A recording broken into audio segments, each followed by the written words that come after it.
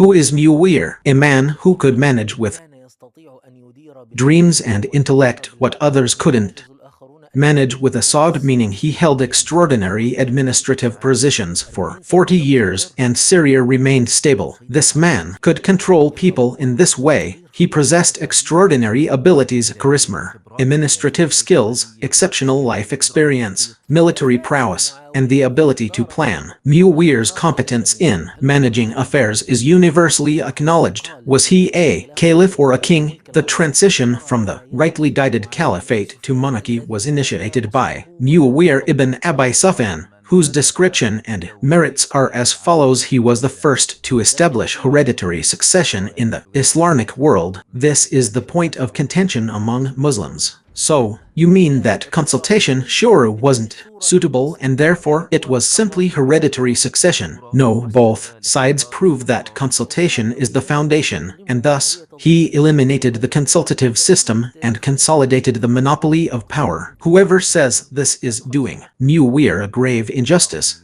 and whoever says this is ignorant of history, even if there were virtuous people among them. According to what you mentioned in this episode, it means that the people we know today inherit power from their sons, grandsons, and great-grandsons, his son, and the rule continues among them until the day of judgment. What should I say to that? If someone wrote this to us, what should we tell him? Oh, Sheikh, I have no objection to being ruled by a king who emulates Mu'awiyah in everything and bequeaths power to his son. Music. Peace be upon you, my brothers, wherever you are. Welcome to a new episode of the 100 Questions in History series. We are still on the fifth topic, the Umayyad state. Where did we leave off? We reached episode 23. We stopped, guys, at question 42. In that question, we asked what the advantages and disadvantages of the Umayyad state were. We mentioned 4 things, 4 advantages of the Umayyad state. Of course, this is a quick overview. You might say we've been unfair to the Umayyad state. Yes, we've been unfair to it in many ways, but you should go and read, rely on God, and expand your knowledge as you wish. We're just opening the way and proceeding. Okay, now we'll talk about the disadvantages of the Umayyad state. Our regular guest on this series asked us, Professor Muhammad.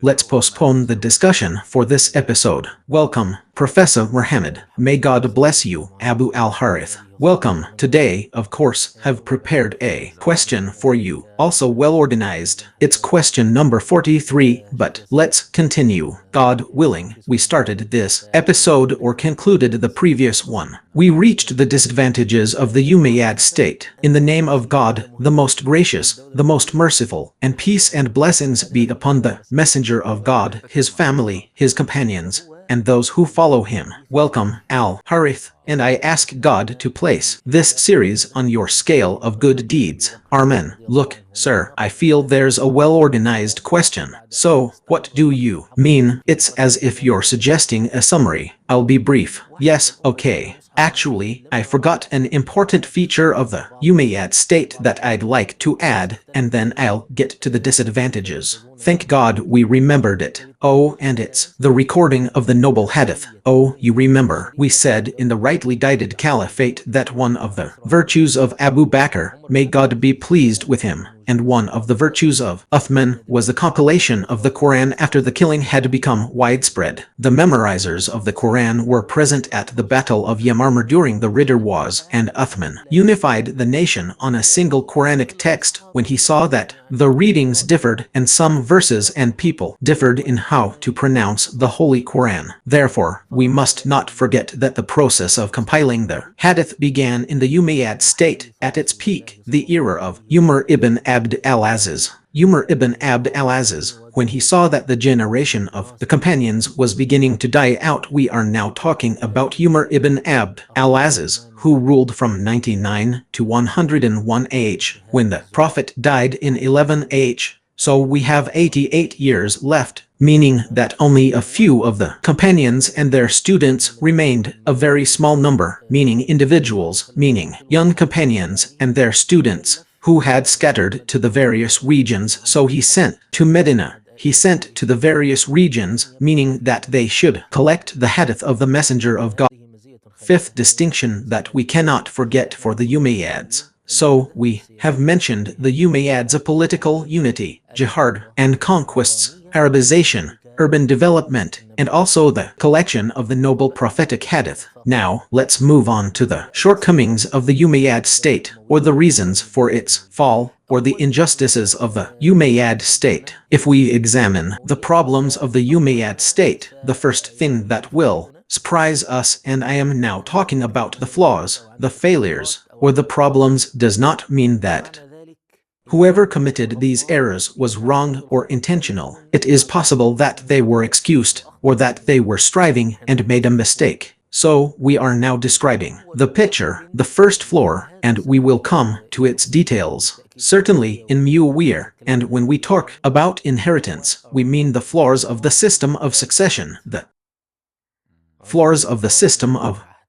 succession, which is the change in the son of the Prophet, peace and blessings be upon him. Now, we talked in a previous episode about how the rightly guided caliphate fulfilled the two pillars, the establishment of Sharia and the nation's choice of the leader. During the period of oppressive rule, one pillar was fulfilled, and the other pillar was the establishment of Sharia, and the pillar of consultation, which is the nation's choice of the leader, was lost. So, the leader became the one who appointed the successor, or obtained it by force. As for the oppressive rule, the two pillars fell, so there was no Sharia and no consultation. So, the first time this sunnah changed was during the Umayyad state. Here, for the first time, we began to see that a man could assume power without consultation from the Muslims, or that consultation and allegiance were merely formalities. So, Mu'awiyah arranged things for Yazid.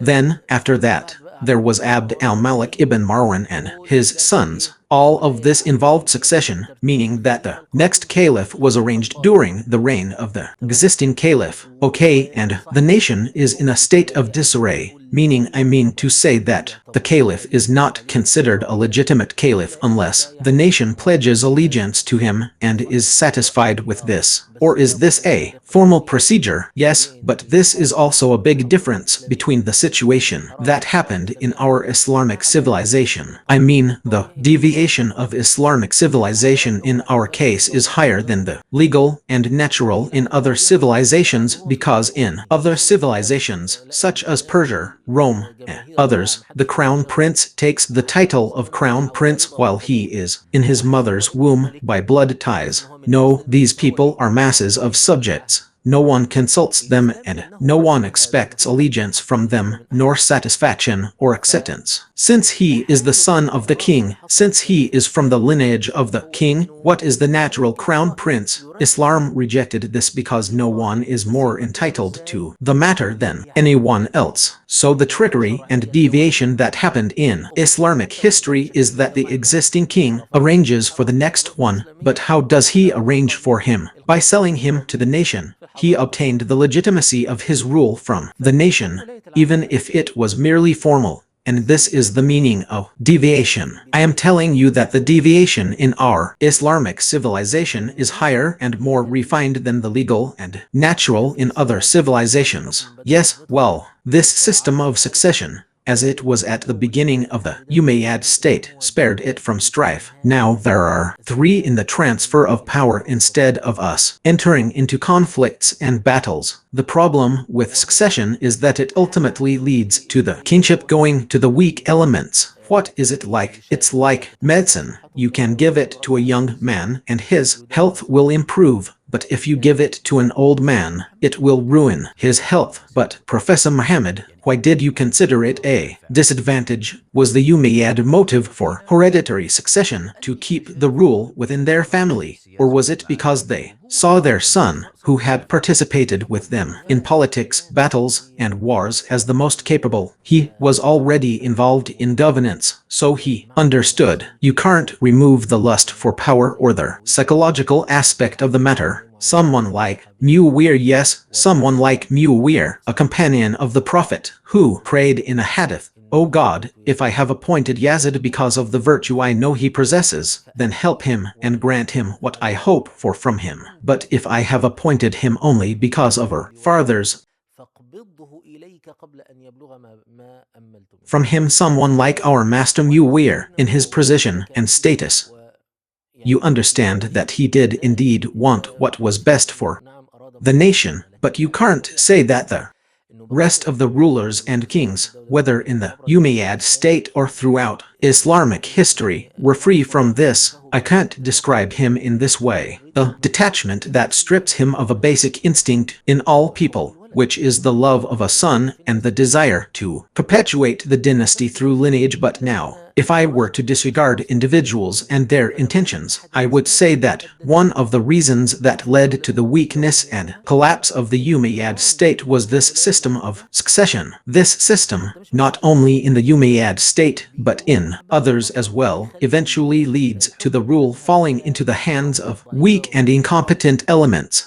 Yes, it's true that initially it maintains the unity of the nation, preserves it and prevents internal conflict. But then what do we find? We find that the rule goes to the young man who was raised in the palace and had no experience. And then the whims of the wives come into play. For example, if the caliph has more than one wife, and the whims of the people and ministers come into play, some favoring one person and others another. So, the system of succession, I'm telling you, is like medicine. It works for a young man or works at the beginning of the state, but in the end, what does it work for an old man or doesn't work for their state is in its old age. Yes, this is one of the most important flaws and system failures, because we found that the system of succession to the crown is what brought the rule to someone like al-Walid bin Yazid, who is a sinner. How did he get to it? He reached it through the covenant that his father,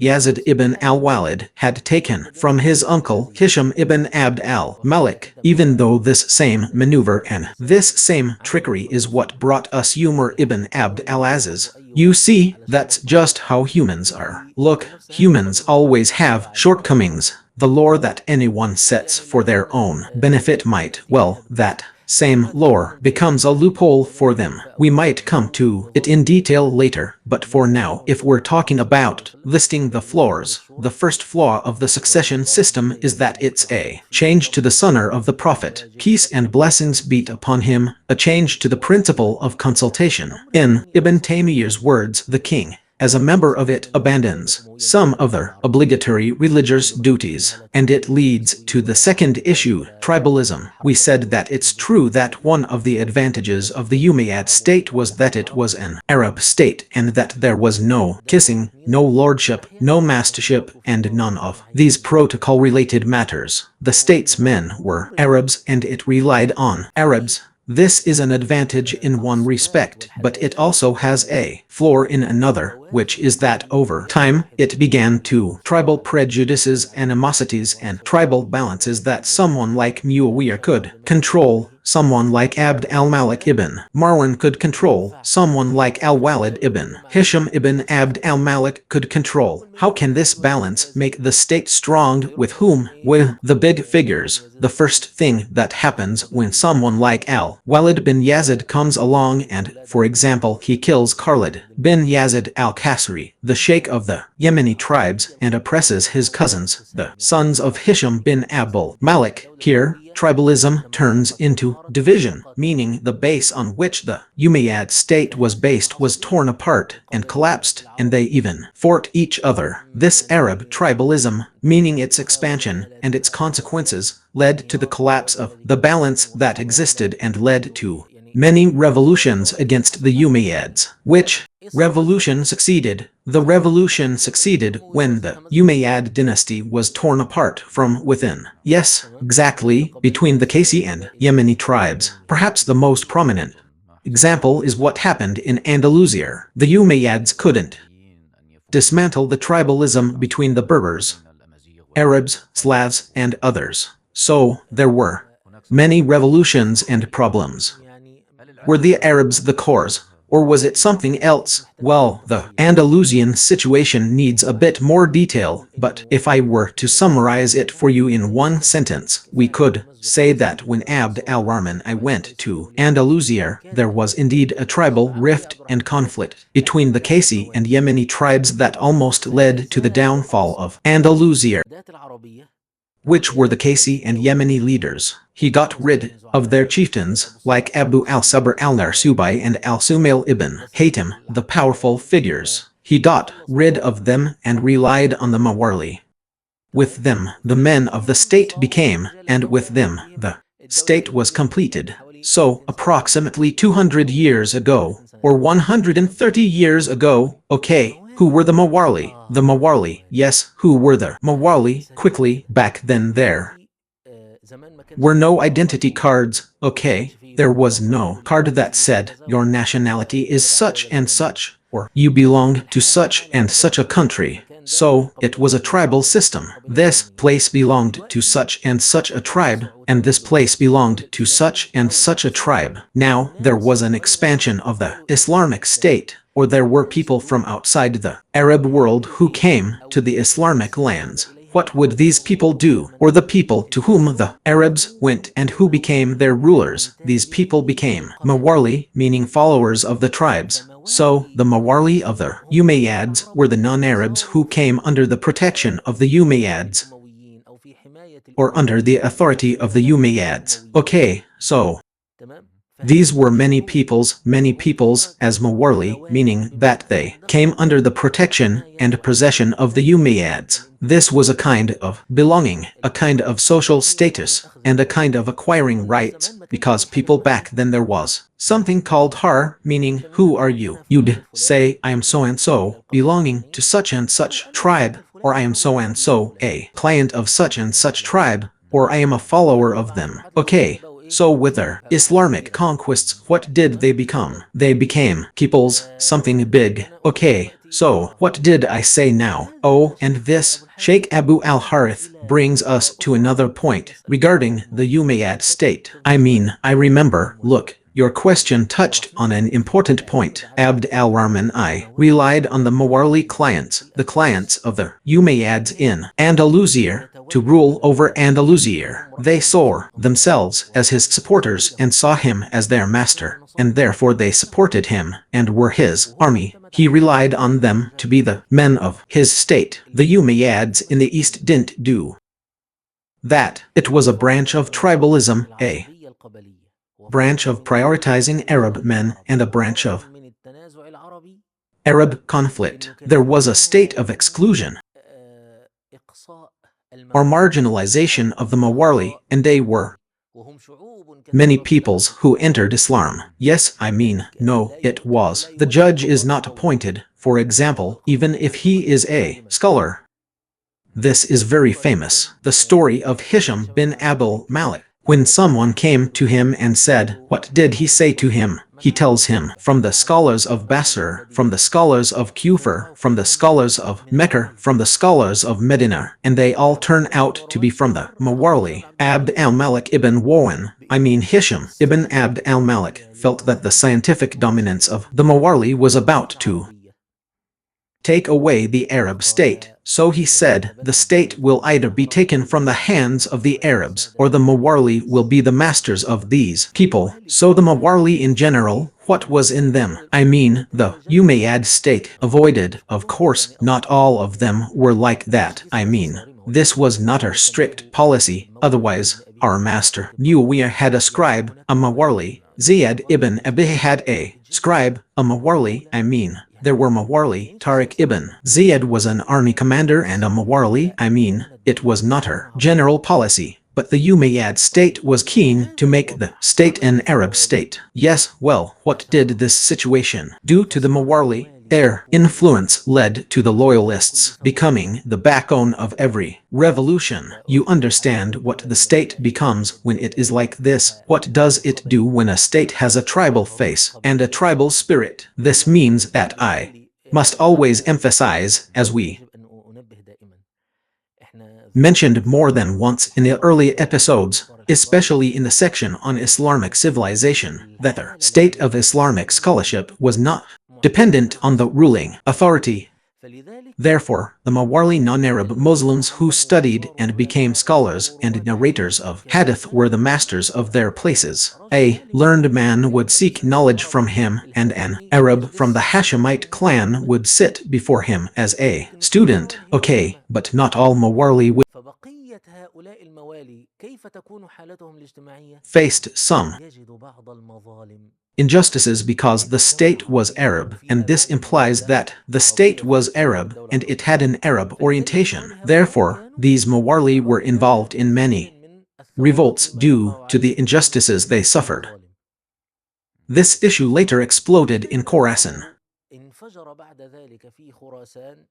which was the birthplace of the Abbasid movement. It is true that the Abbasid state's leadership consisted of Arab men, not Mawarli as many people mistakenly believed before we discovered the manuscript Akbar al-Dollar al-Abbasiya news of the Abbasid state by an unknown historian, which was discovered and published by the famous Iraqi historian, Dr. Abul Aziz al-Dawri. We now know that the leaders were Arabs, not from the Mawarli non-Arab Muslims, but many of the Abbasid state's forces and soldiers were Mawarli, the most famous and powerful of whom was, of course, Abu Muslim al-Khorasani. So, yes, this group of people were subjected to some injustices, no doubt. Okay, Professor Muhammad, why do we also consider this a criticism of the Umayyad state? I mean, the kinship itself needs tribal solidarity. It can only be established through tribal solidarity. For example, on page 159 of the Muqaddimah introduction, Ibn Khaldun says that a religious movement cannot be established without tribal solidarity. Yes, I mean, they did something political. It might even be sound. Even the Abbasid movement was built on what the Umayyad state collapsed upon. There was also tribalism, that's true, but I'm not talking about the Arab men and their tribal solidarity within the state. I'm talking about the injustices suffered by the Mawarli. Yes, that's right. I mean, I want a branch of tribal solidarity. In the end, they fought each other. So, when they fought each other, how did they treat others? The injustices inflicted upon the Mawarli non-Arab Muslims created what is sometimes called a vicious cycle. You know, they say the prophecy is self-fulfilling. What does that mean? For example, if a Mawarli suffered an injustice, it sparked a revolt. Then the Umayyads came and suppressed it, only to find that the Mawarli were the ones who started it, so they increased their oppression. This led to another revolt, and so a hidden, latent animosity began to form within this cycle, an animosity towards the state and a feeling of injustice on the part of the Mawarli. So the balance that exists between people was certainly not present during the rightly guided caliphate, nor was it present during the time of the Prophet, even though there were non-Muslims, like Salman, Suhaib and Bilal. You know, Umar said, Abu Bakr is our master, and he freed Bilal. Yes, and finally, the last thing we should say is that the injustices committed by the Umayyads, especially the injustices inflicted upon the Prophet's family, particularly those in Mecca and Medina, which culminated with Hajjaj ibn Yusuf al-Thaqafi. Yes, Hajjaj ibn Yusuf al-Thaqafi, Umar ibn Abd al-Aziz used to say, if every nation brought its devil and we brought Hajjaj, we would still defeat them. This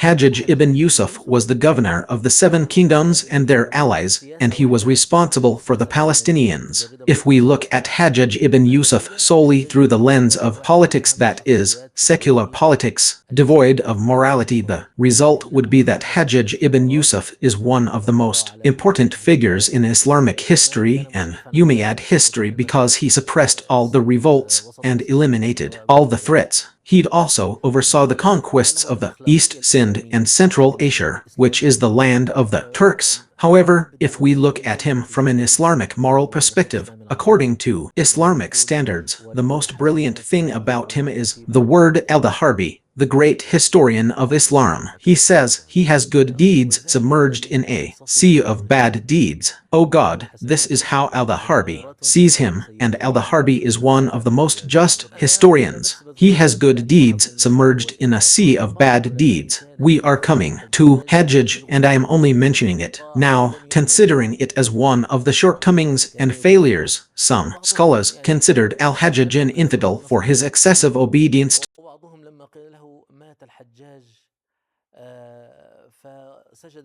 gratitude to God. They said, "You prostrate." He replied, "What believer wouldn't rejoice at his demise? He's someone we must rejoice at his demise." But if you look at him, as I told you, with a purely materialistic eye, what will you find? You'll say, this man is, for example, the Napoleon of the Umayyad state, or the Bismarck of Germany, the leader who eliminated all threats.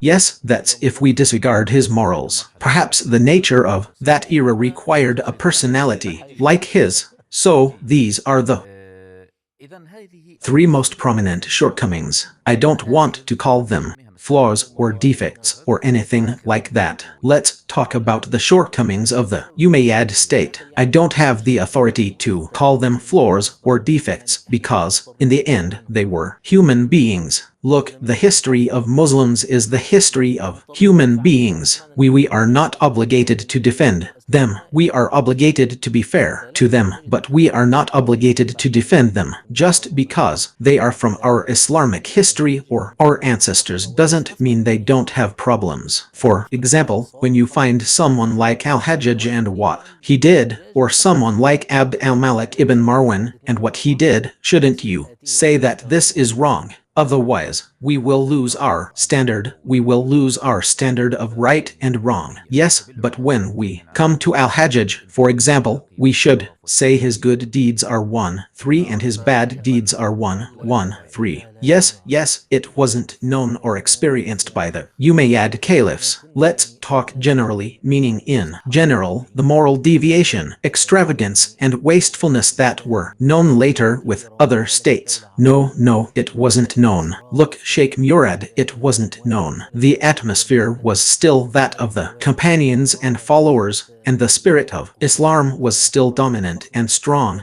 and the state was still Arab. So, the issue of extravagance with money, the issue of wastefulness, the issue of taking many concubines, the issue of building luxurious palaces, all this luxury wasn't present with the Umayyads. Yes, okay. Before I move on to question 43, just a small clarification to avoid any confusion. What Professor Muhammad said about the period of Abd al-Rahman I is related to the era of the princes in Andalusia, which, of course, was when the Abbasid Caliphate had risen and the Umayyad Caliphate had fallen. The Umayyad Caliphate was established there. A first stage was a conquest, and the second was a stage of allegiance. These princes were with the Umayyad Caliphate. Just so no one thinks he's talking about the Umayyad Caliphate, Abd al-Rahman I was included. Let's avoid any confusion. Yes, if we want to summarize the shortcomings or disadvantages, they are 3. The inheritance system, the flaws of the succession system, and 2. Tribalism and its consequences regarding the status of the Mawarli non-Arab Muslims, the persecution of the Mawarli, and the period of Hajj and the injustices perpetrated by the Umayyads. Question 43. Professor Muhammad, ready? God willing. Yes, okay. Question 43. Now we will come to our master Mu'awiyah, may God be pleased with him, son of Abu Sufyan. Who is Mu'awiyah? And when you talk about Mu'awiyah, the question that comes to your mind is, was he a caliph or a king? Well, this is a somewhat perplexing question. Now, when the topic of Mu'awiyah comes up, people immediately tell you he was the first to introduce hereditary succession in the Islamic world, and therefore he bears the burden of all the kings and despots the tyrants who tried to force this system on the nation. Consequently, He destroyed the consultative system and entrenched the monopoly of power and despotism, and so on. Isn't that right, dear friends? Let's open up the parenthesis about Mu'awiyah and delve into the discussion to clarify things for people and address some of the misconceptions raised. May God bless the Prophet. This question will take up a whole episode on its own, so don't say no, not this episode, or maybe the next one. We have no problem with that. May God bless you. Okay, sir. First, let's start with a simple question. Was Mu'awiyah a caliph or a king? Of course, we mentioned that the Prophet, peace and blessings be upon him, said the caliphate after him would last 30 years. Yes, and this statement it refers to the rightly guided caliphate following the prophetic model for 30 years. As for those calling these remaining rulers caliphs, arguing that they were kings, their reasoning was that this was not the caliphate established according to the prophetic model, nor was it the caliphate of the Prophet, peace and blessings be upon him. They argued that it deviated from the Prophet's caliphate because their 30 years had passed, and that their rule was merely a monarchy. They explained that the term caliph is used in the linguistic sense, referring to the one who came after, like a successor or predecessor. However, the practice of Muslims, and the consensus of the majority of scholars, is almost unanimous. There are authentic prophetic texts indicating that it is permissible to call these rulers caliphs, while clarifying that this does not imply a caliphate of the rightly guided caliphs. For example, the Prophet, peace and blessings be upon him,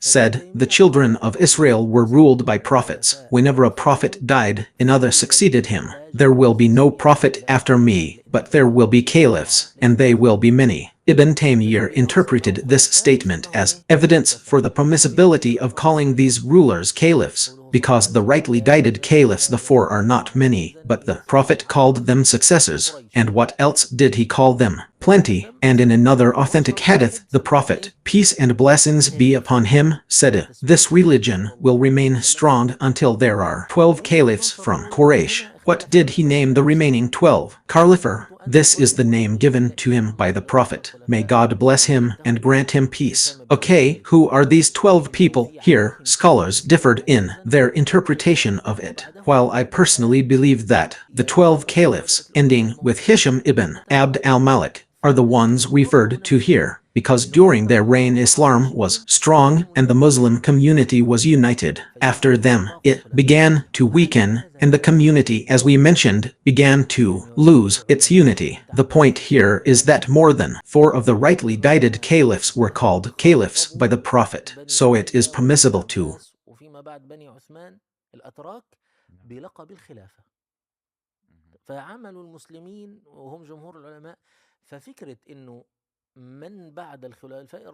use the term. This has been the practice of Muslims, the scholars. For example, look, you have 1,400 years of scholars and jurists addressing the Umayyads, Abbasids, and later the Ottoman Turks with the title of caliph. The majority of scholars have adopted this view. The idea is that after the rightly guided caliphs, it is permissible to call them caliphs, but this doesn't refer to the rightly guided caliphate. It doesn't mean that the Umayyad, Abbasid, and Ottoman caliphs shouldn't be called caliphs. Rather, it's more like a kingship, and they were kings. I mean, we can call them kings, but some people prefer not to call them caliphs. Yes, so if we don't call them caliphs, we would be contradicting authentic hadiths and deviating from the practice of the Ummah throughout these centuries. Now, let's talk about our master Mu'awiyah. He is one of the most prominent figures, the subject of much criticism and discussion, and there was much disagreement. You know the commentary on the episodes about the fitna civil strife, which involved conflict and clashes between the supporters of Mu'awiyah and the supporters of Ali. May God be pleased with him. If we want to introduce our master Mu'awiyah, we would say Mu'awiyah ibn Abi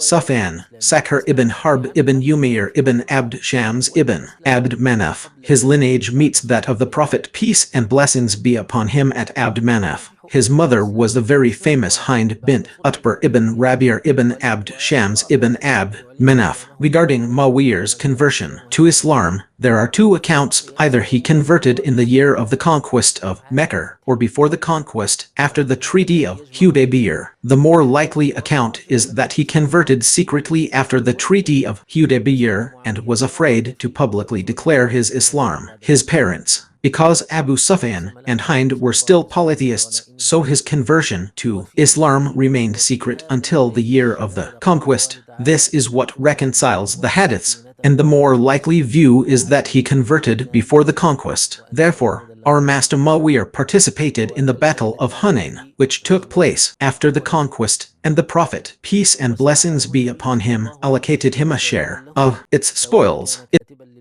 highest rank, or as a scribe of his letters. This is evidence that the Prophet considered him trustworthy and entrusted him with his virtues. He is considered one of the companions possessing the general virtues mentioned in the hadiths about the companions. He is a man among the companions included in the general virtues, and there are authentic hadiths specifically about his virtues, such as the Prophet's saying, "Peace and blessings be upon him. O Allah, make him a guide and one who is guided, and guide others through him." This hadith was authenticated by some hadith scholars, and his saying, "Peace and blessings be upon him, may God's peace and blessings be upon him. O God, teach him the book, protect him from punishment." A Prophet, peace and blessings be upon him, prayed for him. Yes, that's right. And there's even a hadith narrated on the authority of Ibn Abbas. Ibn Abbas used to say, meaning he passed by the Prophet, peace and blessings be upon him, and said, "Call Mu'awiyah for me." He was his scribe, so he went to Mu'awiyah, who was eating. He returned and told the Prophet, peace and blessings be upon him, that he was eating. After a while, he said, Mu'awiyah went again and returned. He said, "He's still eating." So the Prophet, peace and blessings be upon him, said, "May God not fill his stomach." Those who criticize Mu'awiyah take this hadith as evidence that the Prophet prayed against him, even if the Prophet did pray against him, it wasn't a prayer that he would never be full. I mean, it wasn't a prayer for punishment, hellfire, or misguidance. It wasn't a prayer that constitutes an attack on his religion. That's right. Nevertheless, most scholars connect this hadith with the Prophet's saying, "Peace and blessings be upon him. O God, I am a human being. I get angry as humans get angry. So, for any man I pray against from my nation, make this prayer of mine a means of forgiveness for him." That's right. This is from the favor of the Messenger of God. May God bless him and grant him peace upon us. So make his supplication a mercy or forgiveness for him. They connect it, meaning, for example, Imam al-Nawawi said in his commentary on Sahih Muslim, in the chapter on those against whom the Prophet, may God bless him and grant him peace, supplicated, and they did not deserve it, that it is a mercy for them. So, this is the hadith that some use as a point of contention, and I want to tell you, even if no specific hadith is established regarding his virtue, even if no specific hadith is established regarding his virtue, he is included in the general virtue that was revealed concerning the companions, as long as you have nothing to exclude him from it. As long as there is no specific text that says, no, Mu'awiyah is not included in that. Well, Mu'awiyah, may God be pleased with him, we have now mentioned that he was included in the verse, and we mentioned some hadiths about him, and the companions, meaning the senior companions, also dealt with him as they dealt with a trustworthy man. And we are talking about our master Umar, who appointed him governor of Syria, and our master Uthman, who appointed him governor of Syria, and our master Mu'awiyah had a role in naval jihad, and thus the hadith of the Prophet, may God bless him and grant him peace, applies to him. The first people of my nation to fight at sea have earned it, and he was the first of the people. Mu'awiyah was one of the first to sail the seas because he was eager to conquer Cyprus. And then we see what Ibn Umar's stance was towards him, what Ibn Abbas's stance was, what Ibn Zubayr's stance was. We are talking about the generation of the companions who saw Mu'awiyah as a governor and then as a caliph. hadith, we mentioned that Abu Darda said, I have never seen a prayer more like the prayer of the Messenger of God than the prayer of Mu'awiyah ibn Umar, as we mentioned in the previous episode, said, I have never seen a man more generous than Mu'awiyah. They asked, what about Abu Bakr, Umar, Uthman, and Ali? He said, I have never seen a man after the Messenger of God more generous than Mu'awiyah. They asked, what about Abu Bakr, Umar, Uthman, and Ali? He said, by God, they were better than Mu'awiyah, and Mu'awiyah was more generous than them. Ibn Abbas said, I have never seen a man more deserving of kinship than Mu'awiyah. And he said that Mu'awiyah was a jurist when he heard that Mu'awiyah said such a thing. Our master Mu'awiyah has dozens of hadiths from the Prophet, peace and blessings be upon him, in the two Sahihs and other collections that I don't recall right now. From Al-Zubayr said about Mu'awiyah, I'm telling you, he was a formidable figure, one of the most prominent figures in history. He was a man who could manage things with forbearance and reason, things that others couldn't manage with a sword. That's why he won the hearts of the people of Syria. I want to tell you something. Mu'awiyah, may God be pleased with him, was far below our master Ali in status, precision, and merit. There's no doubt about it. Mu'awiyah himself admitted this when he was asked, are you disputing with Ali, or are you more deserving of the position than him? He said, by God, I know he is better than me. But don't you know that Uthman was killed unjustly? Tell him to submit. Mu'awiyah's acknowledgement that Ali was better than him was an admission from Mu'awiyah himself. Naturally, this competence is evident in the unity and harmony of the people of Syria around Mu'awiyah. No one opposed him. Yes, meaning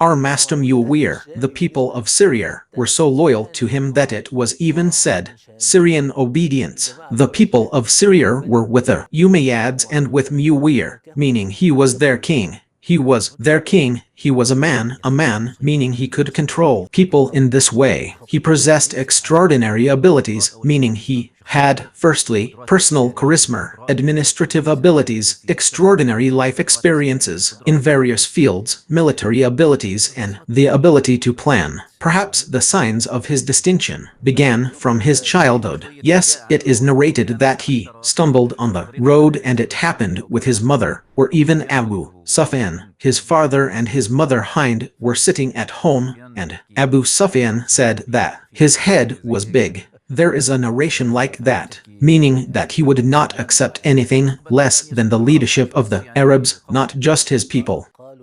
They said to her, your son is the leader of his people. He said, may he be bereaved if he is only the leader of his people. Yes, yes, and even the Prophet, peace and blessings be upon him, prayed against him, meaning even the idea that he concealed his Islam. He understood a little that he was the son of the leader of his people, and the situation was such that he had to hide his abilities. He had a good idea, he said, so that God would not fill his stomach. Regarding this hadith, he was in a good position, meaning he ate 7 meals a day. His abilities in poetry, meaning his scientific abilities, as well, the idea that he was a scribe of the revelation, meaning if he could write and read, yes, and this was rare. Among the companions, it was few. Yes, it was said that the number of companions who could read and write at the beginning of the mission was perhaps 14 companions, a very small number. Yes, and that is in the Prophet's saying, we are an unlettered nation, we do not read or calculate.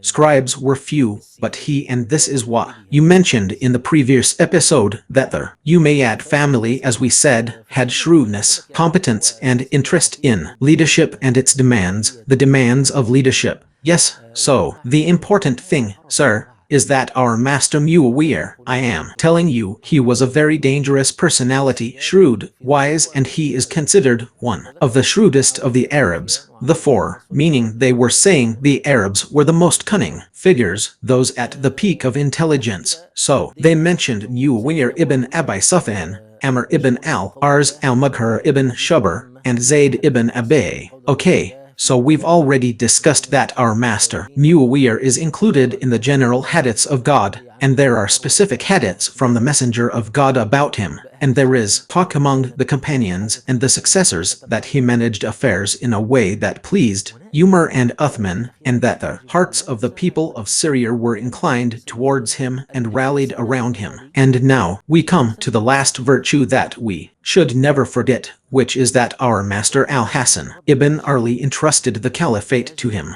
This is a response to the shir, my friends. If Mu'awiyah were as evil as you describe and attribute to him, it wouldn't have been permissible for Al-Hasan, who is an imam according to you, and of course, he is also an imam according to us, to entrust the caliphate of the Prophet and the leadership of the Muslims to the person who you describe him as an infidel, a sinner, and a transgressor. Al-Hasan would not have relinquished the caliphate to Mu'awiyah had he not seen that Mu'awiyah was worthy of it and trustworthy in it, even if he wasn't the best of the existing rulers. Must never forget.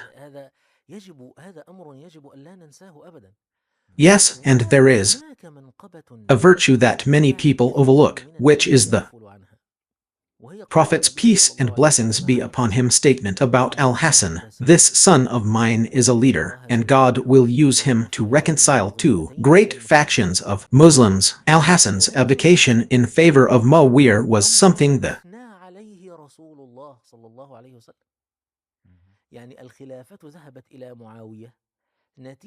Messenger of God, peace and blessings be upon him, praised. The caliphate went to Mu'awiyah as a result of an event the Messenger of God, peace and blessings be upon him, commended. Could the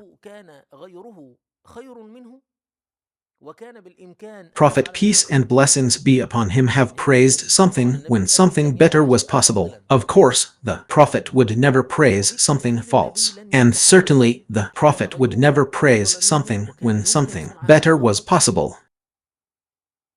Herein lies an important point, because this refutes many writers in the Islamic world, some sheikhs, and some scholars who seem to harbor something against him. Mu'awiyah, or do you feel that the nation was lost when Mu'awiyah assumed the caliphate? My friends, don't forget that the Prophet praised the moment and the event that occurred when he abdicated in favor of Mu'awiyah, saying, "This son of mine is a leader, and God will use him to reconcile two great factions of Muslims." So we shouldn't forget all of this when we talk about Mu'awiyah. He was great, of course, and his administrative abilities were remarkable. He established the intelligence service, creating a powerful apparatus. He was the first to introduce the institution of the chamberlainship hajib. He established the guard, the police, the administrative offices, and the correspondence. He did extraordinary administrative work. Look at Mu'awiyah in terms of administrative competence. No one can criticize him. The worst person who can't accept Mu'awiyah's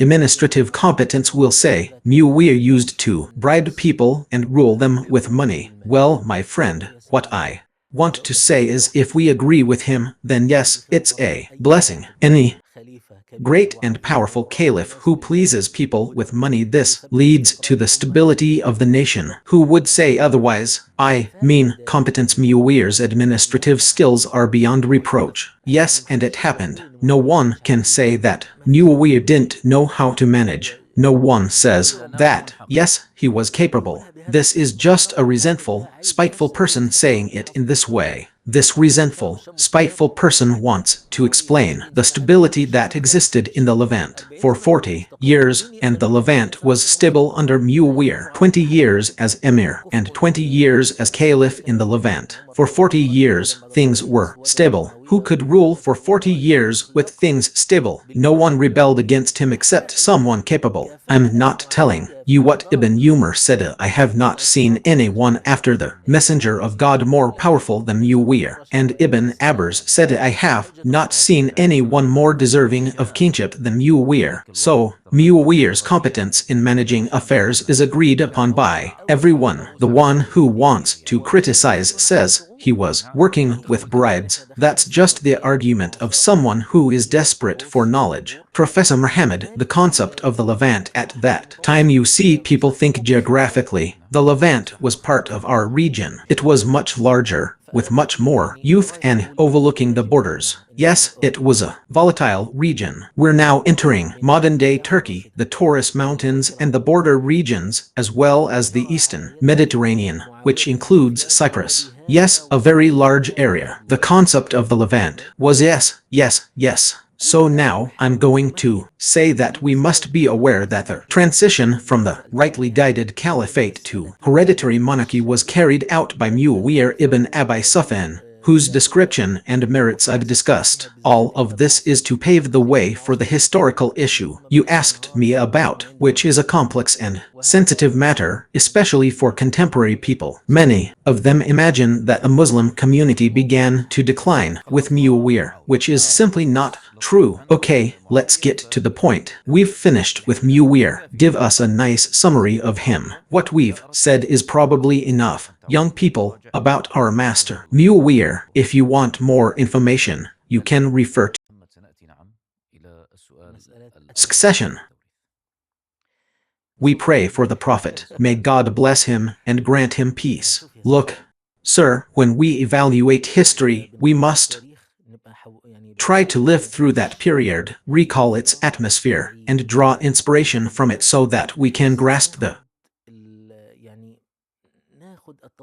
correct understanding and thus comprehend the correct course of action. Let's take this topic from the beginning with our master Abu Bakr. When our master Abu Bakr passed away, did anyone bring up the subject of succession? Did anyone ask him, what do you think about giving it to your son Muhammad ibn Abi Bakr, or Abd al-Rahman ibn Abi Bakr, or Abdullah ibn Abi Bakr? No one mentioned succession at all. When our master Abu Bakr passed away, all eyes turned to Umar immediately. Now pay attention. After 10 years of rule, our master Umar was about to die. Here, the first suggestion of succession began when al-Mughira ibn Shubayr said, O commander of the faithful, appoint Abdullah ibn Umar among them, meaning among the members of the Shura Council. Pay attention, I mean, consider the world, society, and atmosphere. Where was Ibn Umar headed? Of course, Ibn Umar was worthy of the caliphate. There's no question about that. But pay attention.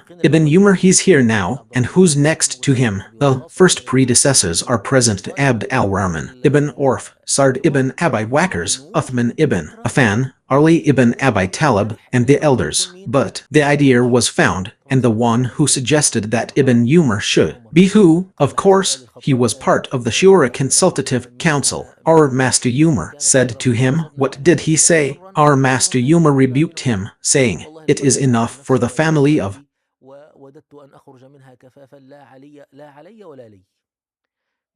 al-Khartab that one of them should bear it. If it is good, then we have benefited from it, and if it is bad, then it is enough for them that one of them should take it. By God, I have exhausted myself and burdened my family, and I wished to leave it with nothing to show for it, neither for me nor against me. But he didn't include his cousin, Sa'id ibn Zayd ibn Amr ibn Nufail, among the 6 members of the Shura, because he was Umar ibn al-Khattab ibn Nufail. He didn't include him because he was related to him. So now we have 7 of the 10 promised paradise. He removed Sa'id ibn Zayd from them and kept it among the 6 members of the Shura: Talha, al-Zubair, Uthman, Ali, Sa'd, and Abd al-Rahman. We have Professor Muhammad al-Mughira ibn Shubayr, an important name we need in a little while. He will remain with us, not with us. Remember him. If I forget, remind me. But now I am going to tell you, look at the change happening in society. The idea that was not even on the table has begun. The issue was raised, and Ibn Umar's name began to be mentioned. even though he was already among the early prominent figures like Uthman, Ali, Abd al-Rahman, Zubair, Talha, and Sa'd. Of course, at the time of Uthman ibn Affan's death, no one could raise the issue of succession because the world was in turmoil. At the time of Ali's death, he was told, "O commander of the faithful, appoint your son Hassan as your successor in 40 AH." Ali replied, "I neither command nor forbid. You are more discerning."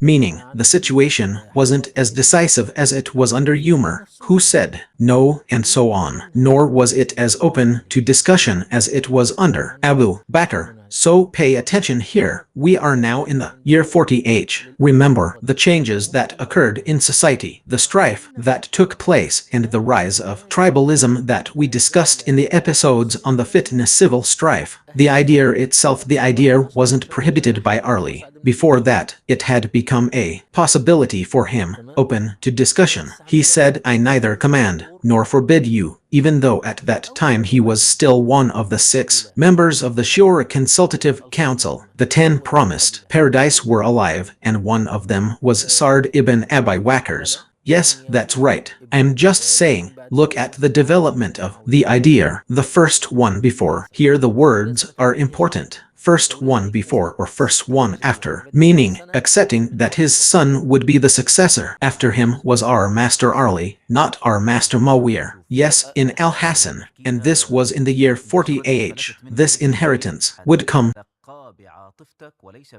Consequently, you'll start making strange and bizarre comments. Yes, what we're saying is very profound and very important. It requires very focused intellectual effort to understand and digest it. I mean, in the time of our master Ali, the general circumstances were conducive to accepting. Yes, the idea is important. That's the point, because some people are emotionally receptive. Why did they accept it? TikTok, no, indeed. And indeed, they, meaning the people of Iraq who were supporters of our master Ali when he died, who did they appoint? They appointed al-Hassan bin Ali, and they appointed him as caliph. I mean, the first one to take the caliphate after his father, not Yazid bin Mu'awiyah. No, it was al-Hassan bin Ali. The question, Professor Muhammad, is why did those around our master Ali propose, for example, al-Hassan? I mean, they saw him as having witnessed all the events, understanding what was happening, and therefore there was competence, not just kinship.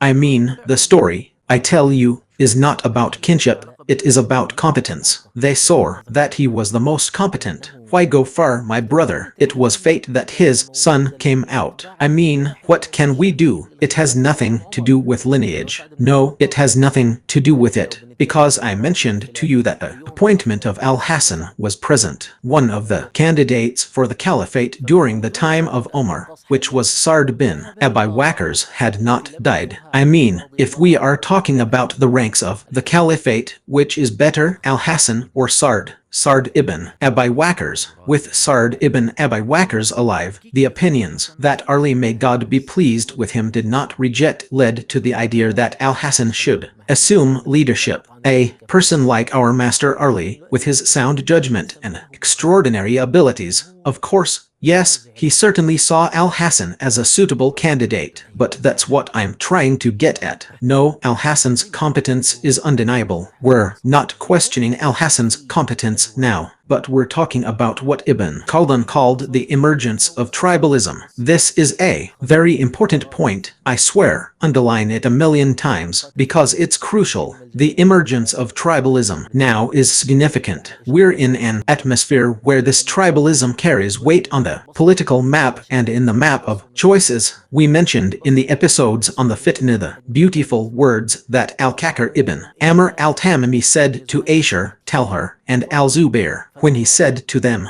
"So you went to Basra to avenge the killers of Uthman." Basra had 600 of Uthman's killers. You killed them all, except for Harks ibn Zuhair al-Sadi, who fled from you. When you sought him, his tribe, Banu Sa'd, protected him, and 6,000 men rallied to his cause. If you let him go, you will be abandoning what you hold against Ali. If you capture him, you will anger Mudar and Rabi'ah. In these circumstances, the matter will escalate and spiral out of control. They asked him, "So what do you think?" He replied, "This matter requires calming down. Now, consider this: there were tribes that were fanatical and would protect someone killed by Uthman. Even if you fought an army that included the mother of the believers and 2 of the 10 promised paradise, there would still be a tribal impulse. A matter is no longer like it was before. For example, when Abu Bakr assumed leadership, let's not forget Abu Bakr, he was addressing the Ansar, and they were saying, you, the Muhajirun,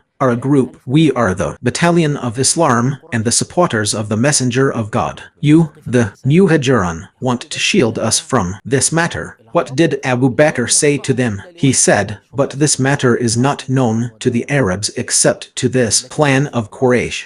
This was in the Sakifar of Banu Sadr. Pay attention, everyone, that the Arabs will only submit to one from Quraysh, who are the most noble of the Arabs in lineage and origin. Now, within Quraysh, the first thing that happened when Abu Bakr, who was Abdullah ibn Abi Quhafa, heard was that his son had become caliph and he said, "I accept this." The Banu Abd Shams and Banu Makhzum. How is that possible? The early Muslims had almost completely overcome tribalism within Quraysh. This meaning was that no one Ali was from Banu Hashim, Uthman was from Banu Umayr and Banu Abd Shams, but no one thought of stirring up tribalism against Abu Bakr or Umar, because Abu Bakr was originally from the Taym tribe. The poet said about them, "The matter is decided when Taym is absent and they are not consulted."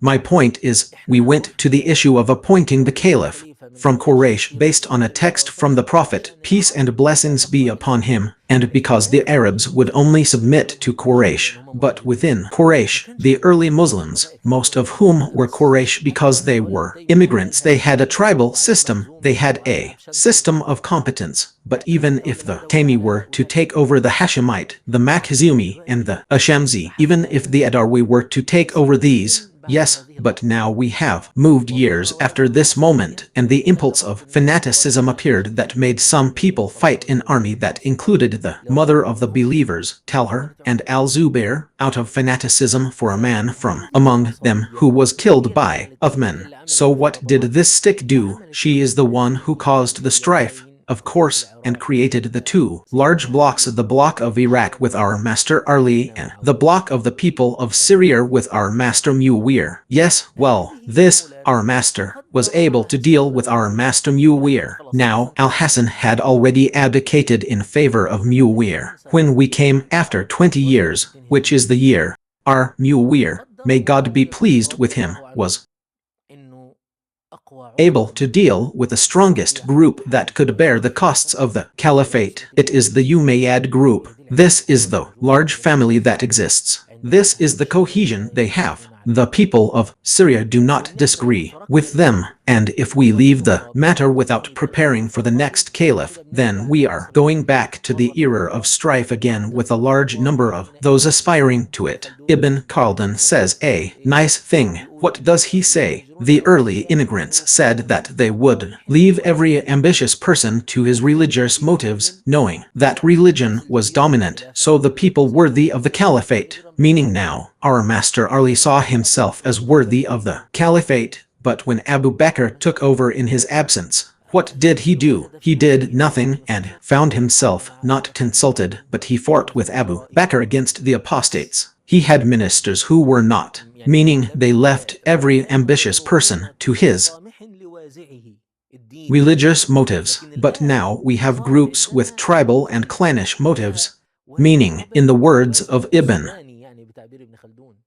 Khaldun, Mu'awiyah believes that he must pave the way for his son Yazid after him. Well, here we have 3 or 4 things we want to discuss in order to say whether what I am saying is a kind of justification for Mu'awiyah or not. Firstly, what was the position of the rest of the companions? Consider, sir, that Mu'awiyah was overcome by love for the boy and by lust for kinship. We say that the companion is not infallible at all, meaning it is very possible that lust for kinship would overcome him. So what was the position of the rest of the companions? The rest of the companions did not disagree with Mu'awiyah except for 4, and I will bring them to you now. But you see that the opponents of Mu'awiyah Mu'awiyah in the generation in which the rest of the companions and the followers were. 4. So what is the position of the companions?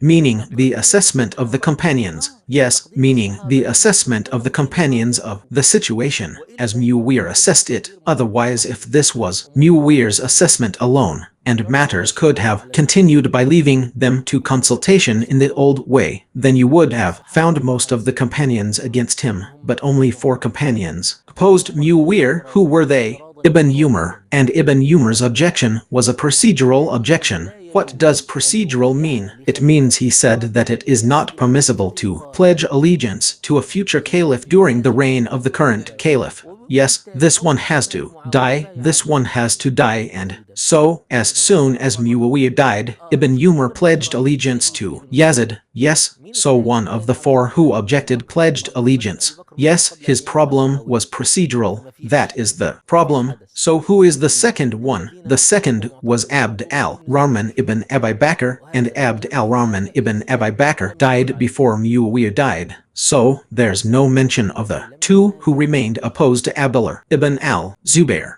who didn't pledge allegiance to Yazid and didn't rebel against him, and al-Hussein, who didn't pledge allegiance and rebelled. So, logically and rationally, you can't correct the position of one person and condemn the position of a generation, the position of the vast majority. Even Ibn Khaldun has a saying: the dissenter is known to be rare among dissenters. Even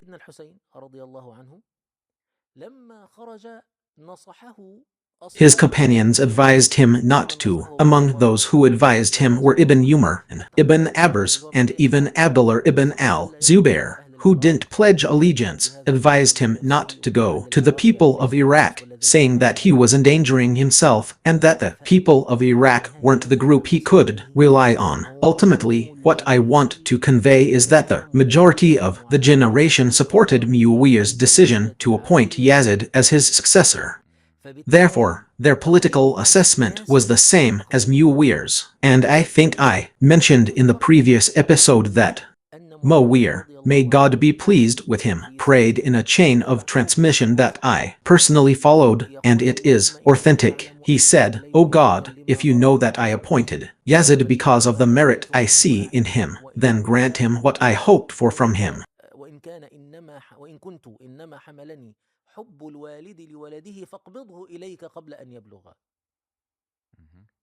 فلا يتصور ان واحد زي سيدنا معاوية يدعو بهذا الدعاء وهو كاذب. لا يتصور هذا. وابن خلدون له عبارة يقول: and help him, and if I am not, and if I am not, and if I am not, and if I am not, then it is only the love of a father for his son that compelled me, so take him to you before he reaches his goal. It is inconceivable that someone like our master Mu'awiyah would make such a supplication while lying. This is inconceivable. Ibn Khaldun has a statement in which he says his companionship and precedence prevented him from appointing a man he did not consider capable or worthy of the caliphate. So, I am saying now, pay attention. Someone like our master Mu'awiyah, around the year 60 AH, came to see that hereditary succession or the appointment of a crown prince was necessary, and that it was necessary for the man to pave the way for the next one so that the previous strife would not be repeated. This was not only his own assessment, but also the assessment of the companions and the senior followers. The proof of this is the rarity of dissent, and that only one of them, al-Hussein, may God be pleased with him, rebelled. This is one reason, and the second reason is his competence, which he was convinced of. No, by God, his competence is still there, my master. What I want to tell you is, look, I'll say it in one sentence now and then we'll come back to it. If we come to the era of Yazid, well, there's no question about Yazid's competence. All that's been said about him being incompetent, weak, or failing, but Yazid's competence is beyond reproach. He was a man who led the conquest to Constantinople. He led the first conquest to Constantinople. Companions and followers fought under his command, including Abu Ayyub al-Ansari, who is buried here. People are questioning this, but he's telling you, yes, he was preparing for the Constantinople campaign. He used some governors to start spreading the word in the provinces that Yazid was coming. So prepare yourselves. he launched a meteor campaign,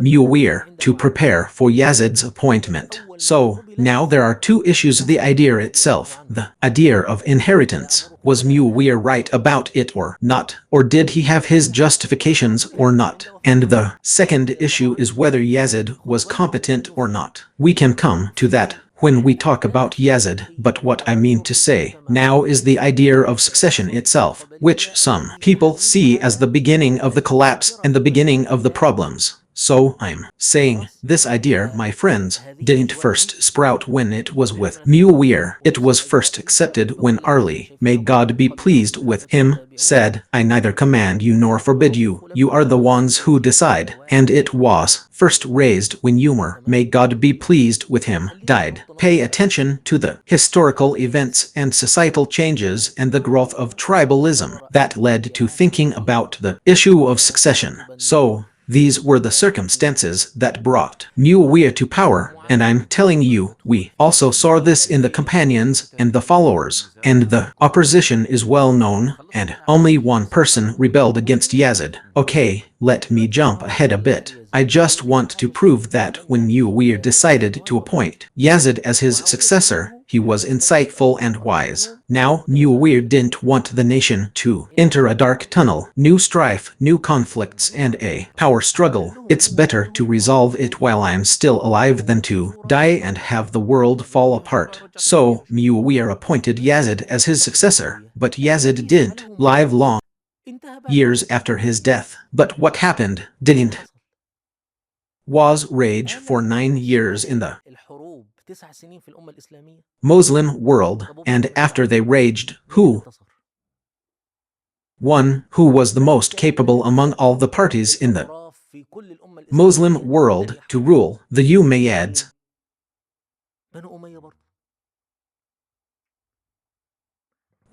So, the events in which Mu'awiyah didn't intervene prove true and confirm Mu'awiyah's suspicions. Now, as Mu'awiyah looks at the nation, he sees that the nation has become a kind of the tribalism, and the issue of leaving the shura consultation without a structure could lead to fighting, and ultimately, no one was more capable of fighting than the Umayyads. This was what he thought, and events after his death confirmed it. So now, anyone who wants to say that Mu'awiyah was the cause of the hereditary succession and the collapse is making a grave mistake and doesn't understand history. What Mu'awiyah did ended 3 years after his death. The system didn't become established at all. The hereditary system didn't last 20, 40, or 50 years to become established. No, it didn't become established. Yazid ruled for 3 years, and then Mu'awiyah ibn Yazid ibn Mu'awiyah ruled for 3 months or 40 days, and then he left. What was the point of the caliphate? What happened? All the parties aspiring to the caliphate entered into a conflict that was ultimately resolved only by the Umayyads, the strongest group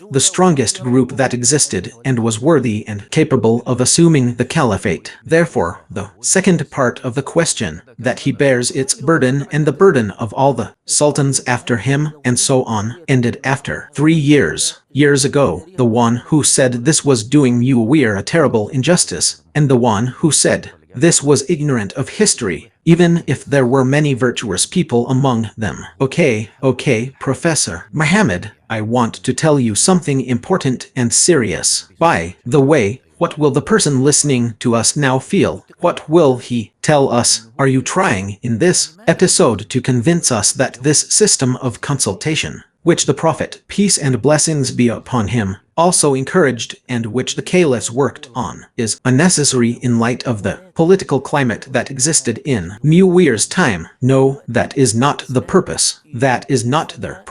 But I will give you a simple analogy. Now, Islam requires us to pray standing, but if you cannot, it allows you to pray sitting. When I tell you that someone is excused for praying sitting, does that mean that I am justifying someone who does not want to pray standing and therefore sits of his own accord? Islam mandated fasting, but it said, "Oh, people, the traveler or the sick person is allowed to break his fast." I now justifying breaking the fast or inciting. And what is it, my good people? We must pay attention to the fact that there are things that are required and necessary, but when they become impossible due to necessity, coercion, or need, we resort to something less than them. Does this mean that I justify this lesser thing, or praise it, or that I am keen on it? No, I know if this is true. I know if this talk is true. Why are we still criticizing Mu'awiyah until now? I mean, if the nation abandoned consultation, gave it up, forgot it, and said, by God, this system of consultation is a system that is only suitable in a time like the time of the Prophet and a generation like the generation of the Prophet, I leave you out of this story of consultation. So, why is Mu'awiyah still being criticized until now? Because Islam established that consultation is the origin and it is what is required. We Muslims are now divided amongst ourselves. Was what Mu'awiyah did right, and was he compelled and therefore excused? Or was it wrong, and was he blameworthy and not rewarded? This is the disagreement among Muslims. This dispute proves that consultation is the norm and that the crown prince system is wrong. This is a deviation from the sunnah of consultation, shura, and it is unacceptable if consultation is possible. Therefore, at that time, it was not possible. It is not understood from our words that we do not want it, because the idea that Mu'awiyah Roman II and Mu'awiyah the Younger ascended the pulpit and said, "It is yours," meaning, "I return it to you," and make it a matter of consultation, makes you feel that he meant, yes, return. State did indeed enter into very serious problems. Therefore, it was better to establish hereditary succession at that moment, because the general political situation was tense and fragmented. So, some people might understand that you mean that consultation was not suitable, and therefore it was better to establish hereditary succession. It is like saying that if you are unable to fast, you have an excuse to break your fast. I am not saying that when I do not adopt consultation, I am therefore indifferent to it, or hateful of it, or dislike it. But, my friends, if we cannot appoint the imam through consultation, and it is possible to appoint him through the method of succession hijri, so, to preserve the nation and protect the interests of Muslims, we go to him as the crown prince. I am now trying to prove to those who criticize Mu'awiyah that, my friends, what Mu'awiyah expected actually happened after him. I mean, whoever wants to criticize Mu'awiyah and says he was the first to change things, you will never find him praising Mu'awiyah Roman II and saying he was the first to reinstate the shura consultation. No one does that. No one even remembers Mu'awiyah Roman II. No, you should look at how events have proven this. There is a very important point. What is Professor Muhammad doing? Or what are we doing with this podcast? We are sitting here, then we interpret the movement of history. Okay, we are talking about why. We are trying to explain the story. Give me just 30 seconds. Take your time. What is the story? You talked a little while ago about tribalism. It is, of course, a very central and important point in explaining what is happening. For example, when the Marxist youth tried to interpret history, Professor Muhammad, they saw class as the pivotal point. For example, in Hegel's interpretation of the conflict of ideas, he said, for example, that Toynbee had the ability to respond to any group. Yes, Ibn Khaldun came and contradicted all of them, saying, no, it is religion that enables tribalism. When religion entered tribalism, it empowered it to rule. Therefore, any force that drives religion, this religious motivation is what enables it to establish states, kingdoms, and empires, according to Ibn Khaldun, because then it moves from this stage to the stage of unity and cohesion among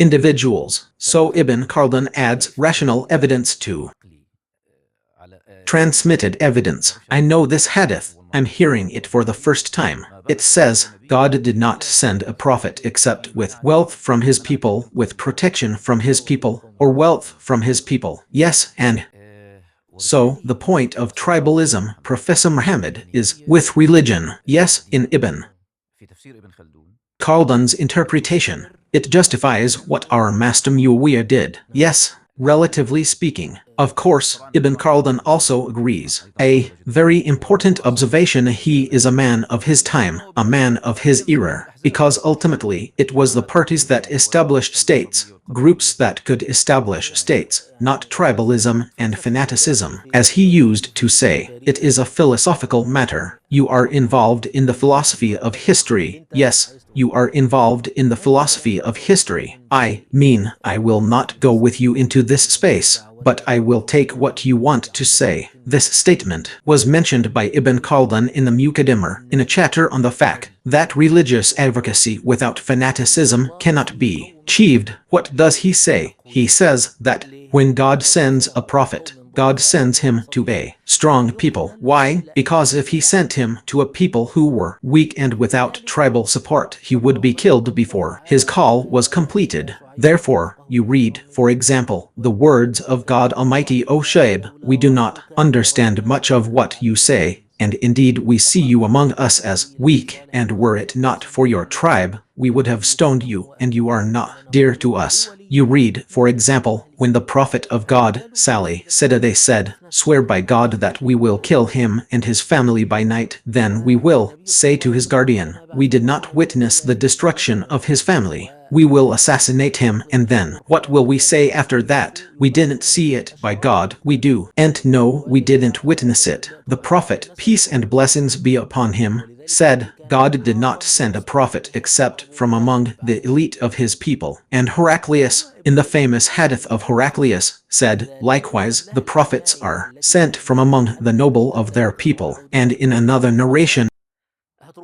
religious call without support cannot succeed. Now, as we are talking about the story of inheritance and Mu'awiyah, yes, the Arab condition is based on tribalism and sectarianism. This is the state of the Arabs. I say that the Arabs never abandoned this state, never abandoned it, but Islam refined it, placing the religious imperative above the tribal imperative. Support your brother, whether he is an oppressor or oppressed. The messenger of God said, we support him if he is oppressed.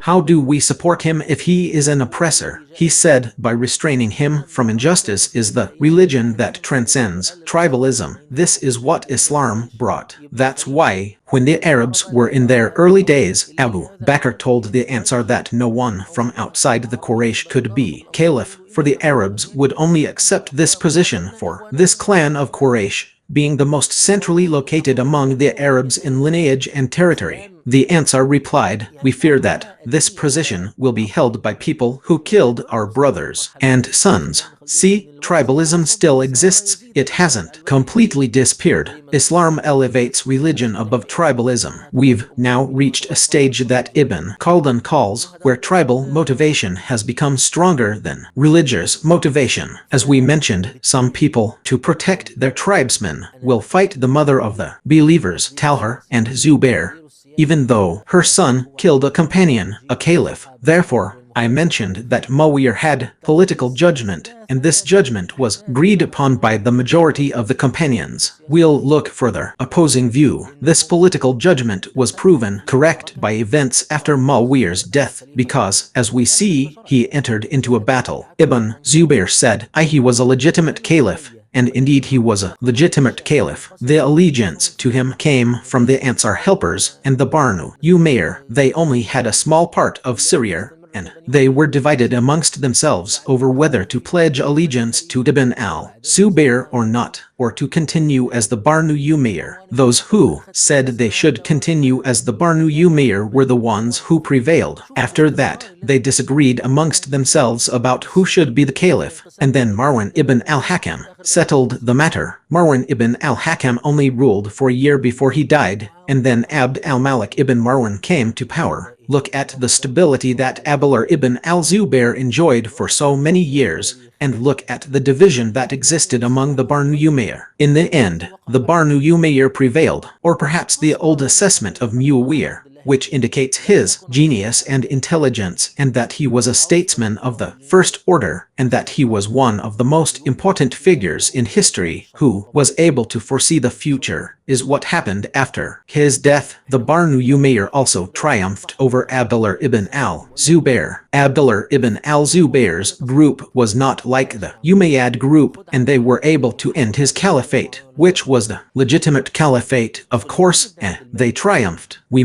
will discuss this later and determine who was right and who was wrong. But for now, I'm telling you that Mu'awiyah's thinking has proven true over time. Okay, Sheikh, let me tell you about another incident that happened after Mu'awiyah, and Mu'awiyah has no connection to it. When Sulaiman ibn Abd al-Malik saw that it was in the best interest of the nation, and we now have the crown prince Abd al-Malik ibn Marwan, who said that the crown prince after him should be Walid ibn Abd al-Malik. Walid said that Sulaiman should take over. Sulaiman ibn Abd al-Malik saw that it was in the best interest of the nation that the crown prince should be Umar ibn Abd al-Aziz, not his son or brother. What did he do? He devised a plan. This plan, just as the nation benefited from it, the nation paid a price for it. What did he do? He pledged allegiance to two caliphs, saying that the caliph after him should be Umar ibn Abd al-Aziz, on the condition that the caliph after him should be Yazid ibn Abd al-Malik. Yazid, meaning the man who saw the best interest of the nation in it, going to the pious and capable man named Umar ibn Abd al-Aziz couldn't do it because of the strength of the Umayyad clan. There was no way around it. Look, Sheikh, for example, some people criticize our master Mu'awiyah tells you what? He should have placed his clan and the clan of the Umayyads at the service of whomever the Shura Council chose. Honestly, whoever says that is idealistic and delusional. Have you ever seen people in history who were capable of ruling themselves, but instead surrendered power going and handing over the caliphate to someone else, and he and others, well, he'll bring his family and his group too. Who does that? No one does that. Well, excuse me, forgive me, what I want to say is Sulaiman ibn Abd al-Malik, even though he was going to give it to his cousin, wouldn't leave it as a source of conflict among the Muslims. He would give it to his cousin because he couldn't do it except through some kind of trickery against his brothers. So what did he do? This trick was that he appointed Umar, then Yazid. Well, we benefited from this trick for 2 years, the peak of the Umayyad Caliphate with Umar ibn Abd al-Aziz. But when Umar ibn Abd al-Aziz died, what happened? Yazid, who succeeded him, used the same trick for his son, saying that after his brother Hisham ibn Abd al-Malik, the caliphate would be given to Walid ibn Yazid ibn Abd al-Malik, which was the beginning of the collapse of the Umayyad state. Now, even Umar ibn Abd al-Aziz himself, whom everyone testifies to his piety and some say is the fifth of the rightly guided caliphs, couldn't bring it back to the principle of consultation. Sure, so now, if you're going to criticize Mu'awiyah, then you'll have to criticize all the kings. So, all the kings of Islam, none of them feared God. All of them had a desire to bequeath the rule, including them, the pious, including the worshippers, the conquerors, and the mujahideen. What is it that no one returned it to consultation? So you mean that you see the inability of all the kings and caliphs after that to return it to consultation? You must understand that this is the nature of the era and that you are asking the caliph for something that was not possible. I mean, the one who criticizes Mu'awiyah and tells you that it was possible and he was able, in addition to the fact that he is arrogant and thinks that he understands more than Mu'awiyah, or even thinks that he is more pious to God than the companions who agreed with him. But, my master, what is the basis of all this? Throughout Islamic history, All kings were corrupt because their lust for children triumphed over the interests of the Muslims. This was the nature of the era. The period of the rightly guided caliphate was like an exceptional period where religion prevailed over tribalism. This kind of religious influence is rare. Things returned to normal with Islam's dominance, teachings, and ethics distinguishing Islamic civilization from others. However, we can't assume things that couldn't have happened. The expansion of the state and the population, among other things, necessitated this. If we delve into the details, we'll find that before modern technology was discovered, there were no democratic models except for the democracy of the Greek city-states. Democracy, in this context, means that in a city with only 2 or 3 streets, people would gather and elect their leaders. But as soon as the Roman world expanded and an empire was formed, democracy disappeared and monarchy took its place. Monarchy is the system that has historically proven to be the most suitable system for managing kingdoms and empires throughout history. All of history has been monarchies and empires, except in our modern era when democratic republics began to emerge. However, with the advent of modern technologies and mechanisms such as the speed of communication, the advancement of industrial revolution, rapid transportation, and the ability of states to control their territories, all of this has happened recently. And by the way, if we try to delve a little deeper into the subject of democracy, we will find it to be a disguised form of monarchy. This is the opinion of some Western philosophers today. Yes, democracy is nothing but a disguised form of monarchy. Yes, but that's another topic. I don't want to get into it now, but what I want to say and prove here is the following. Mu'awiyah, may God be pleased with him. This is the summary. We've finished the episode. We finished a while ago. Okay. Yes, Mu'awiyah, may God be pleased with him, appointed Yazid as his successor. It was a wise decision, appropriate for his time and place, and it was in the best interest of the evidence for this is Mu'awiyah's virtue and precedence, and what we know about him. Further evidence is the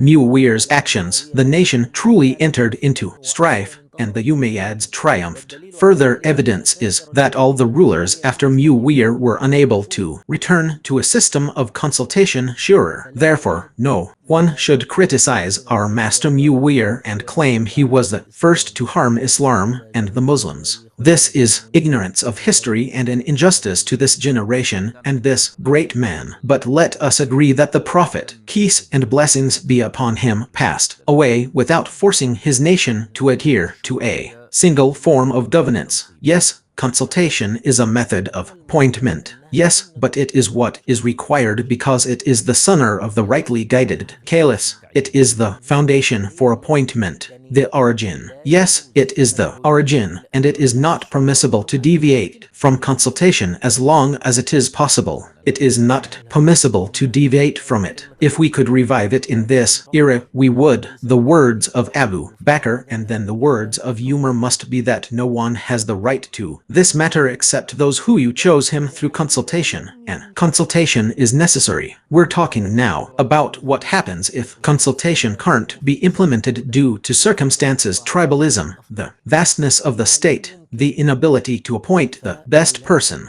If that's not possible, then succession by hereditary succession was a necessity. To close the point, if someone in the comments makes a similar comparison, saying, according to what you said in this episode, it means that the rulers we know today will inherit the throne from their sons, and their sons, and the rule will continue in them until Judgment Day. Why are you upset, my brother? Why are you objecting to the rulers who have established monarchies and have been in power for some 70 years? some 50 years, and some 600 years. What's the problem? Honestly, I don't know what to say. These kings, it's as if they're emulating Mu'awiyah. Sheikh, I wouldn't mind being ruled by a king who emulates Mu'awiyah in everything and bequeaths the throne to his son. He should just go and open the White House. And he's making us like the Umayyad state. I don't have the means to accept it like that. I mean, I can accept it psychologically. This king will remain counted among the oppressive monarchs and will still be required to consult with the people. But I want to ask you, what are you comparing to what? You're comparing someone who has 2 or 3 legal systems right now. There are countries you can drive around in 2 hours, Sheikh Murad, and this guy thinks he's a king, and he has knowledge, and he has a central bank, and he has embassies, and what else, man? And he goes on to say he's following Mu'awiyah. Sir, he's following Mu'awiyah in conquests, and he's following Mu'awiyah in his forbearance, and he's following Mu'awiyah in his generosity. And then Ari, personally, if he asks me, I'm willing to live in a monarchy like the Umayyads, the Abbasids, and the Ottomans, and get out of this era of fragmentation we're in. And as soon as we're there, God willing, as soon as we're in something like that, I'll join you in demanding the rightly guided caliphate. Okay, sir, if what we're discussing is in the context of the 5th episode, where we're talking about the Umayyad Caliphate, whose geographical area remains unchanged. Yes, unchanged. Yes, it's led by one person, who is also called a king or caliph. He's just one person. That's the end of the episode, Professor Muhammad. The episode ended a while ago, of course, but we wanted to conclude. The important thing is that the idea remains clear. The idea, yes, the idea is now, God willing, clearer than clear. We stopped at question 43. God willing, in the next episode, we'll start with question 44. Yes, this is the 100 questions in history series through which we answer pressing questions. My dear brothers, don't forget to share this episode with everyone you know so that the benefit and goodness may spread, God willing. Thank you very much, Professor.